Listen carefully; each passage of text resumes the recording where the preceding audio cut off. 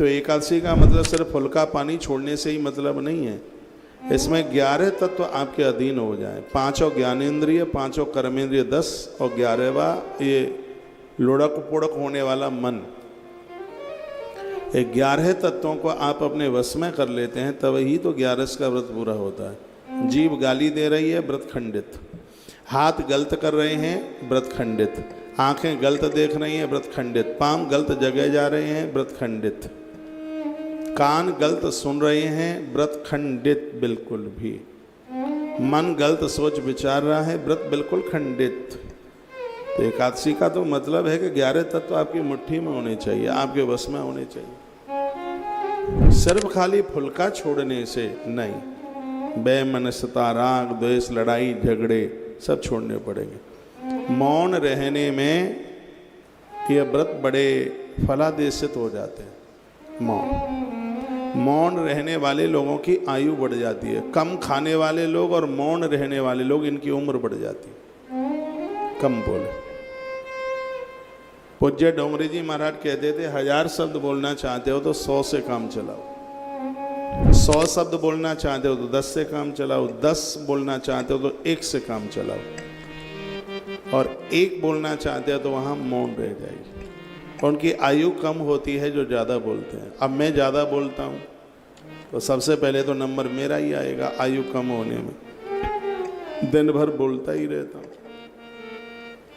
और 5 साल से तो लगातार ही बोल रहा हूँ, बंद ही नहीं हुआ हूँ बोलते बोलते। तो एक प्रश्न उठता है, क्या मेरी भी आयु कम हो रही है? सुनिए आप, भगवान के लिए जो भी कुछ बोला जाता है वो बोलते हुए भी मौन ही माना जाता है। और दुनियादारी के लिए जो बोला जा रहा है उससे आयु क्षीण होती है। किसी को गालियां दे रहे हैं, झगड़ा कर रहे हैं, चुगली कर रहे हैं, उल्टा पुल्टा बोल रहे हैं, ऐसा यदि होगा तो निश्चित रूप से आयुष कम होगा, आयु कम होगी। तो आप 12 घंटा मौन नहीं रह सकते तो 2 घंटा, 1 आध घंटा तो एकादशी के दिन मौन रह ही सकते हैं। जो यम नियम की बात कही गई है उसमें मौन भी उसका एक तत्व है, समझ लें। एकादशी के दिन एकादशी की कथा सुनने से 1000 गायों का गोदान करने का फल मिलता है। आप जल लेके भी आप व्रत कर सकते हैं, लेकिन आपने संकल्प ले लिया कि हमें पानी पीना ही नहीं है और बीच में पी लोगे तो अपराध लग जाएगा। पहले से ही निर्णय ले लें, संकल्प कर लें आपको कैसे करना है। एक वीडियो आज आपके पास जा रही है। सूर्य उदय से लेकर सूर्य अस्त तक आप पानी नहीं पीते हैं तो हर महीने की 1 एकादशी का एक्स्ट्रा फल आपको मिलता है। तो एक ही निर्जला करने से आपको 12 एकादशी करने का फल प्राप्त हो जाता है। उत्तराखंड से मैंने प्रमाण दिया है। सूर्य उदय से पहले पानी पी लें और सूर्य अस्त होने के बाद जल पी लें।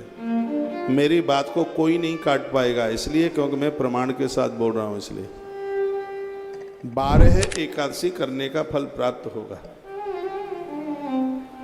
और यदि आपने 24 घंटे तक जल नहीं पिया, दूसरे दिन आप पानी पीते हैं, पारण का समय, उस समय आप तुलसी पत्र मुख में डालकर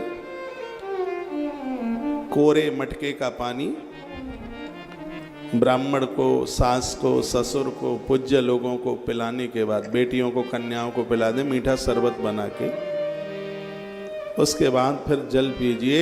आपको 1 वर्ष की 24 एकादशियों का फल पूरा मिल जाएगा।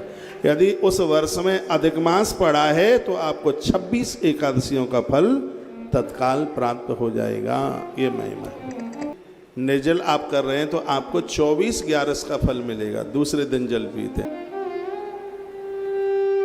तो 11 की इतनी बड़ी महिमा है। तो मैं निवेदन करूंगा, सिर्फ पानी छोड़ने से नहीं, उसमें विवाद छोड़िए, झगड़े छोड़िए, लड़िए मत। कहीं पत्नी के बीच में, सास बहू के बीच में, बाप बेटे के बीच में, बेटिया माँ के बीच में झगड़ा ना हो जाए, कलह ना हो जाए, नहीं तो उससे उसकी फलश्रुति कम हो जाएगी। किसी को गाली गलौज मत कीजिए।